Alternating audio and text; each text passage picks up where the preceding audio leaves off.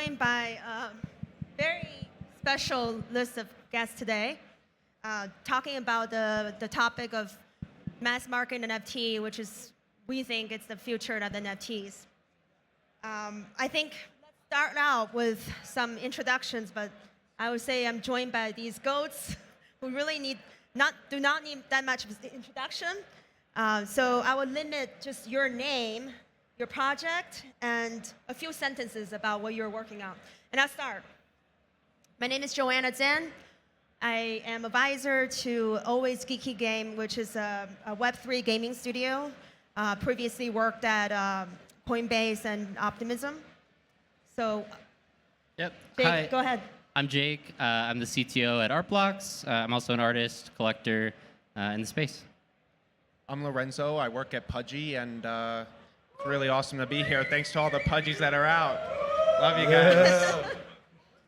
Hey, my name is Frank DeGods, and I founded DeGods and Y00ts. Amazing. Okay, so I love asking this question because always get very interesting answers, right? So how did you guys get into crypto/NFT? Yeah. Go ahead, no. Bitcoin. I was a Bitcoin maxi for like a solid year, so I hated everyone in Ethereum. And then I saw the light, and I realized, oh shit, there's other stuff that's cool outside of Bitcoin, and been down the rabbit hole ever since. I got into crypto, I think, early 2014 with Dogecoin, actually. I was mining on my laptop in history class, and the fans were like blasting and all that shit. My teacher's like, what are you doing? I'm like, I'm writing a paper, I promise, right? But like, Dogecoin was my intro. Yeah, I found the Bitcoin subreddit at some point back, maybe like 2015, 2016, but it wasn't until like the Ethereum pre-sale that I was like, this space is super exciting, and kind of fell down the rabbit hole from there. Awesome. So what is the most interesting trend that you guys are following right now? Is it, I'm gonna give you some multiple answer questions, okay? So is it open editions, by Manifold, or is it ordinals on Bitcoin? Or is it Blur? I think all three of those. Okay. Yeah, and Polygon, of course, Polygon. No, I'm excited about ordinals. We were talking about it right before the event. I think that there's something that's really exciting happening there, and the pace of development over the last 3.5 weeks. It just got invented 3.5 weeks ago. There's like dozens of marketplaces, lots of big sales happening on there. Hard to ignore ordinals right now. Just the speed of development is unbelievable. I think the ordinal stuff is pretty awesome, but I'd have to probably say Blur and OpenSea is kind of the big thing for me. Pudgy, we are really focused about creators. And so, Blur is shifting this paradigm, and it's like, the rich are getting richer, the poor are getting poorer if you can't sustain that volume. And like, what does that look like for the ecosystem in the long run? I think is still a question to be answered. Yeah, I think like in times like this, where it's kind of a negative, bearish macroeconomic environment, like the places that there are still people excited about what's going on, and there's vibrant communities that are excited to talk about collecting or talk about investing or what, some combination of those things, like that's a really exciting place to be. So we have that, I think, in the Artblocks community. I think we have that in communities like Pudgies or in Y00ts, and like being a part of those conversations is a good place to be in a market like this. Sounds good. Let's talk about your personal journey. Sorry, I know it's madness that we're dealing with here. Let's move on to actually the project journey, right? So let's start with you, Frank. What's the history of DeGods? Like, how did you guys start? And what's your recipe for success? Because you've done a great job cultivating a community. If you have to give some advice to collections and NFT creators, what would that be? Yeah, story of DeGods, started it with my 4 best friends in our apartment in West Hollywood, and definitely had no idea that we would ever get this big, to be totally honest. But we were just trying to solve every problem as it came. So my biggest advice for creators is, look, a lot of things in the space are changing right now. Stop worrying about what happened like yesterday. Just be in the present and try to make something that's exciting today and gets people excited forget about the next million users. There's a lot of users clearly that are here today. Let's get them excited, and because a lot of them are feeling out of it and not satisfied with where the space is at. So I just think taking things step by step, because we had no idea things would ever get this big, but we've just taken it step by step. Yeah, Pudgy's story is really interesting. You know, myself, Luca, and the team right now are not the original founders of the project. It was started by a 19-year-old kid in his frat basement. It blew up way bigger than he thought. He didn't really know what to do, but the community was so strong. And so when we, as a group that ended up taking over the project, saw that, we were like, we have to do this community justice. The IP here is much bigger than Web3. And the community just needs an operator, right? Like, we see ourselves as the muscle to the community's brain. And so if there's anybody out there that has been part of a project that has a really strong community and doesn't really know like what's gonna happen or who's gonna take it over, you know, try yourself, right? Become that operator, run that business, have a vision, get the community on board, and only good things can come of that. I think the outlook that I would share with people is like, spend time or spend your money in things that you actually like genuinely care about. And I think a thing that we like repeatedly said through the bull market, and now say through the bear market, is like, buy what you love when it comes to Artblocks. Like, we're a platform, we sell art. We're not selling, a derivatives market experience. We're not selling some sort of utility token. Like, we sell art. The utility is that you get to own a piece of art. Other projects sell other things. They sell membership in a community, and that's a really compelling thing. Like, do the thing that you love, because it's really hard to be upset if you spend your time or you spend your money doing something that you care about, or spending money in something you care about. You're not going to feel like you. It's harder to end up in a place where you feel sour. Yeah, those are really sage advice. So I'm going to direct the next question to you, Lorenzo. As a Penguin holder, it's been exciting to see what you, Luca, and the team have been doing. I think we were just talking about this in the speaker lounge earlier, right? Like, how many projects can actually have a successful comeback? I can't think of that many names except maybe the two of you here. Yeah, it's tough. I mean, yeah, how did they do that? Our thesis for Pudgy, when the opportunity was available, was like, this is an amazing IP, but it was really more about the community, right? Like, in the darkest times, this community stood together. They were holding almost a 1 ETH floor. This is an OG project that people thought should have been with the punks and with the apes, and it kind of fell on deaf ears at some point because of the original founder. But that strength is not something that can be easily replicated. And so the strength of the community in combination with the cuteness of the IP is like, this is a magical recipe that like we just have to participate in. And Pudgies was my first NFT. I know it was Vedant's, he's here, as well as Luca's, because it just resonates with a really large audience. And so we feel like we can create a real business based on real revenue from that and build that with the community. We don't like to think of ourselves as an NFT project. We're an IP company, the next generation of IP company, building with the community through Web3, right? And that's really the value prop. And I think the best thing that we did was just stop treating the community like a singular thing, and just when you're like, after we launched had like nine weeks I think in a row of just down only. The community was dying. Like, it was not an instant success in any way, and the community gets smaller and smaller the worse things get. But then when you start treating them like individuals. So for example, there was like 6-7 people in the community that would just be on Discord, just roasting me like every day, just being complete, just like dickheads. And we ended up we were like, fuck it guys, we're just gonna hire you, all 6 of you, and let's just see what happens, okay? Because clearly nobody else cares as much as you guys that are just talking mad shit every single day. So we did that, and we just started talking to the community about our goals, how we wanna be the biggest NFT project on Solana. And even today, it's like our ambition, everyone knows, in our community, DeGods' goal is to be the biggest NFT project in the world. And like, that aligns us. It's just an exciting mission. And I think when you get the community aligned around what the clear goals are, and we're all like, yeah, we all want to be the #1 project. So that's just what we're going for. And for people that are excited about that journey, I think that helps bring people together around a simple thing. I love that you mentioned, getting involved with individual members, right? Like, we host an Inner Igloo all the time. We came to Pudgy with this list of literally 500 ideas in this Google Doc that Luca put together and was like, this is the roadmap for Pudgy. This is what we're doing. And if you go back and you like cross-reference the stuff we're doing now, a lot of it has kind of fallen out because of those individual conversations we have with holders and understanding like, hey, we have this overarching vision, but like, what are the granular details on how we actually execute and get there and provide value for people? So. I'll always listen to your critics too. I think that's like a really good piece of advice. Just engaging with people that, you know, aren't already drinking the Kool-Aid is a good way to learn.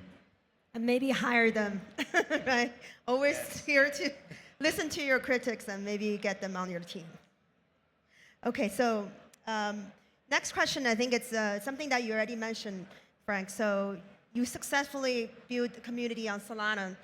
Now you're taking that all to two new chains, right? To Ethereum and to Polygon. What does it take to rebuild the communities and still be successful? So I think, one, it's the year of FAFO. It's the year of fucking around and finding out. And so let's see what happens. But I think that it's just like a numbers thing, right? There's more economic activity and there's more things happening on Ethereum by orders of magnitude on Sol. And I think that for DeGods, it's just like, hey, let's just see what happens if we go into a bigger ecosystem. And like, it's been really fun. And I think, yeah, that's the simple idea. But throughout this year, we're just gonna try to learn and be a part. Like, I love being here in ETH Denver. It's been incredible. And I just wanna learn. I'm like a curious kid. So I wanna learn more about what Ethereum's about, see how we can do something that's cool and different. And yeah, I think it's gonna be a real test of our communities, right? At the end of the day, if we can successfully carry through and create like a real melting pot of a community from all these different blockchains, I think it'll be a really big sign of strength, if we can make it through. And I think it's a risk, but let's see what happens. Yeah, exciting about that. I think speaking of cross-chain, so Lorenzo, you're up. The little Pudgies, right, make headlines with the layer 0 integration, and now you had, I don't even know how many chains you're on specifically, but how did you make that decision? Yeah, walk us through your thought process. Yeah, so I think the idea sparked when Instagram announced that it was going to do a marketplace with Polygon. And so the vision for Pudgy is how do we get 100 million, 200, 300 million people into the ecosystem? And that starts with meeting them where we think they're going to be and leveraging the tools and the brands that are already out there that have those users, right? So Polygon has a really amazing BD team, right? They're racking up Starbucks, the NFL, all these huge brands, Meta, right? Y00ts, yeah. Right? So it's like, these are really where users are going to be onboarded. And is this something that's going to have a huge effect right now in the next 6 months? No, but it was never meant to be, right? It's setting up the ecosystem so that in 12, 18 months from now, when you get people onboarded from Polygon, from Meta, they can participate in the Pudgy ecosystem and they can be a part of our community. Awesome. And can you tell us more about the, I know you guys are also working on your IP, play, specifically when it comes to making perhaps content out of your, out of your Pudgies and right. So like, what are the roadmap we there? are an IP company, not an NFT project is kind of how we like to classify ourselves. And so like, what does that actually mean? The thesis at like its highest level is like, if you could own the Mickey Mouse IP, would you? And that's a really loaded statement. We have a long way to go before we create that brand awareness. But Web3 allows you to own the underlying asset. And so when Pudgy Penguins is touching hundreds of millions of people, both through our social media and our products, the holders themselves own the underlying asset that powers that brand, right? And the monetization for that is not through airdrops, it's not through, what we like to sometimes call Ponzi-nomics. It's really through the ability to license your NFT for those products and things. And so it's, the NFT holders are our core group, they help drive the value. But the way you monetize that and bring value back to them is through this audience that is much bigger than Web3 itself. Sounds good. Okay, so this is I guess a personal curiosity question. So I see, Pudgy and DeGods these days are just BFFs on every event. And NFT pairs, you guys put together an awesome party. So tell me more, how did you guys make the decision to become partners? What are you looking for in collabs? Pudgy DeGods collab announcing airdrop.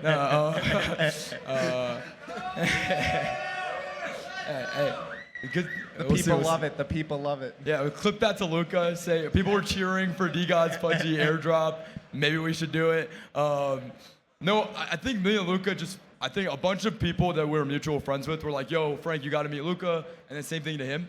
So we finally got on a video call. And like within the first 5 minutes, I was like, let's fucking go. I finally like found somebody I felt was on the same wavelength where we're just both in unique positions, right? We're running projects where we're both pretty young. And we want to take it to like really high levels and make it a lot bigger.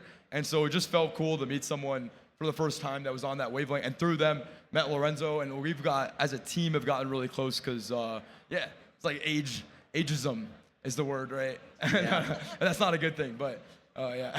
Yeah. No, I mean, we feel like we're trying to build the next thing. You know, what got me really interested in Web3 and crypto is like, I always idolized Silicon Valley, right? And like being right in it when it was really starting. And now I feel like that's what's happening with Web3 and crypto, and having, you know, another founder alongside us who feels the same way and is really grinding as hard as we are is a real blessing. And so we'd love to do more with them. Airdrop. Bro love. A lot of bro love here. Okay, so I wanted to go back to the topic of our discussion today, which, wow, disappeared. Mass market NFT, right? So let's put the spotlight back on this for a little bit.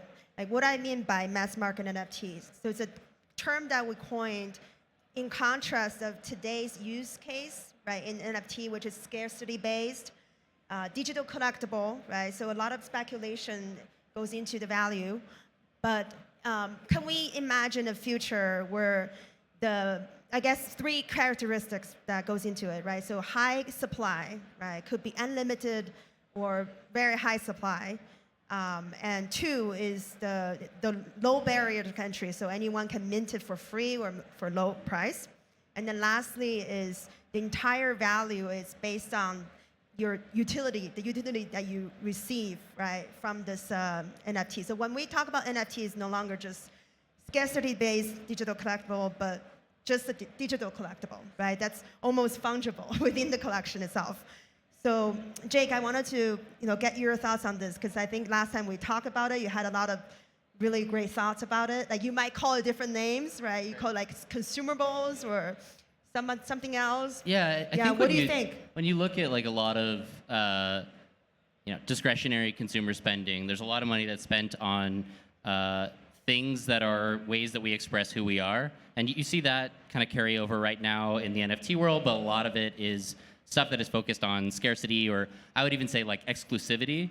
And that's not necessarily the case in like the rest of the world, right? Like you buy shoes or shirts or watches that sometimes they're exclusive, but sometimes they're just a way that you express who you are to the world, and it's a color that you like or a brand that you like.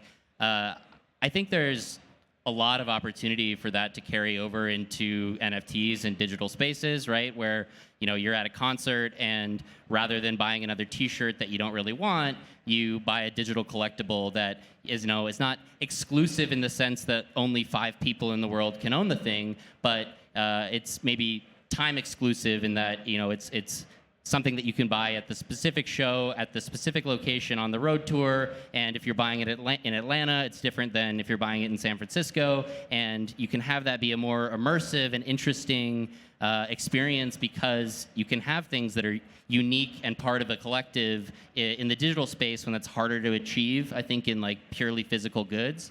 And so I think that's a really exciting space that hasn't really been untapped, right? Like you see POAPs all over this conference. Those are cool, but they're not a very immersive experience compared to, I think, where you can go with really digitally immersive souvenirs. And so I think that's one area. I think art is actually a giant market, right? Home goods, like design things that we live with, nice chairs, right? Those are things that have pretty big markets associated with them. And I think in those things, maybe you don't want a digital version of your chair for your digital house. Like that seems maybe true, maybe not. But NFTs have also like the nice benefit of proving authenticity, proving provenance, and even something as simple as like a digital receipt for an object that you live with in your home could be a very meaningful thing that elevates the experience of owning that thing. And so I think there's a really broad spectrum of things that we just haven't seen yet, and it's really, I think, a large part of the problem of solving for mass market NFTs is like building shit that people want. Like there hasn't been that much shit that people want, And so, we've solved membership, Bars. collectives, like that's awesome. That's definitely a use case that's real. I think we've solved art, like, and that's real. And I think those are both, like, we've just touched the tip of the iceberg. They're giant markets that are going to explode. But, that's like a piece of the puzzle. And we just, like, as a space, need to be building more shit that people want. Yeah, absolutely. And I think it's also about, like, what are the expectations you're setting for the new users? Are you creating a product with the expectation that it's a financialized asset, or is it a one-time product and experience that somebody gets to participate in, right? So, like, we're launching toys and there's a whole digital experience around that, and we're onboarding people to Web3 through that. But the expectation is not that this is like the main Pudgy Penguin collection where people are trading on it every day, right? This is an experience that you get to take into your home with your family, participate with your kids, and something that you can keep forever. And so I think it's just setting expectations between the two user groups and understanding your audience. I mean, if you look at like what Reddit did with their digital collectibles, right? Like that is a mass market NFT in terms of how many people are interacting with that, and that was not something that was given to people in a way that was like, hey, you're getting this, like scarce thing that you're going to be able to flip and make a bunch of money. Like, it was, hey, this is a way that you can express yourself on this platform to make your experience more unique in how you, interact with other people and show the world who you are, which is like a fundamentally very human thing. That expectation setting, I think, is like what allowed that to be, I don't know, what it is. And yeah, more of that, I think, is kind of the key to more mass market experiences. Yeah, and users will segment, right? Like, there's Robinhood, which offers a trading platform for the masses, right? And there will always be people that want to participate in that, right? But there's also people like my girlfriend and my friends who are like, don't really know how to set up a wallet, don't want to understand that stuff, and they don't want to be trading or worrying about their money going up and down, right? They just want a cute penguin in their home, right? Or like, even the y00ts are pretty cute, right? Like, they want to just feel a connection with something. Thank you. No, honestly, I think that I was like listening, and these guys blew my head open a little bit. I don't have much to add there. That's the keys to mass market. The home good thing blew my mind. That's crazy. Yeah, it makes a lot of sense. Really, that's cool. Yeah, actually really want to dig into that and just talk about some of the use cases there. Potentially, right, we're thinking about gaming, ticketing. Luxury watches. Luxury watches. Tell me more. No, I think it's a no-brainer that NFTs will be involved there because it's such a vibrant market that's pretty focused on this fucking watch thing, but there's so much variance in there. So if you can decrease friction to trading for luxury watches, I think it'll actually go fucking parabolic. But yeah, there's a guy I talked to that's building this yesterday. He was blowing my mind like every 2 minutes. The other crazy stat, 72% of the luxury market, I'm talking like Gucci, all the like Prada, is Gen Z and millennials today. Like, you'd think it'd be boomers or like, people older, but it's actually like the younger audience that buys luxury goods. So I think that's going to be a huge use case for NFTs across the board. One of the things that I think is like really fascinating about that trend as well is like the Gen Z audience in particular is one that's much more sensitive to waste and like much more sensitive to the idea of like just buying shit that you're going to throw away. And if you're able to provide that same experience of, luxury and individual expression in something that like doesn't have waste associated with it because it doesn't necessitate the creation of a physical object necessarily, but still immerses you in that like brand experience, like that's a very interesting thing just in terms of like the demographic shift we're seeing. That's the game changer, bro. I'm on the same page. Yeah, totally. That's amazing. Yeah, I mean, like Shopify did this Web3 experiment where they basically allow like the merchants to create the physical goods, right? They sell the physical goods on Shopify, and then Shopify will just airdrop them digital goods. They call digital twin. So they can manage like their fan base and user behavior that way and incentivize it however they want. So I do think like the luxury goods and you just have to kind of work directly with the retailers and the Web2 names, to start that entire movement. So speaking of that, right? Like, what are the main blockers do you see as a reason why we don't see this today, right? Like, is it technology? I think you mentioned that, Lorenzo, a lot of the, normies, newcomers, like just afraid of set up a Web3 wallets, right? Yeah, or is it public perception, perhaps? Yeah, I think it's a lack of talent. And what I mean is I think that there's right now a lot of early adopters in Web3. And that's like everyone here in this room, which is, it takes a certain character trait to be an early adopter. But I think today, Web2 still has such an overwhelming, it's just incredible people that work and very smart people that are not working in Web3 today, that are working on a lot of the big institutions that exist today. So I think over time, it's a talent, and it always does come down to that, right? It's like a talent gap. And I just think Web3 right now is like the Blur founder, right? I came from Web2, then did like his first thing with Handshake, and now he's doing it's like a lot. We chatted about this. Like, there's a lack of great talent in the space right now, and the ones that are like really crushing it right now. But there's not enough competition. So even now with the marketplace thing for us JPEG guys, right? It's like we're seeing real competition come out for OpenSea now. I think it's going to happen across the space for all the things that are big today. So that's exciting. Yeah, for me, I think it's a technology barrier, right? And it's about creating a platform and experience that people are used to. And right now, that's really not the case. Like I said, my girlfriend, my friends, they're not going to set this stuff up. They don't want to set this stuff up because they just want to do Face ID and log into their Instagram account. And until they can do that to participate, they honestly do not care what the underlying infrastructure layer is. They just care that they can resonate with that experience, that they can resonate with their friends digitally. And so until that stuff starts to make waves, I think it's going to be difficult to onboard a large number of people. One example though is like, imagine if Mr. Beast dropped an NFT today.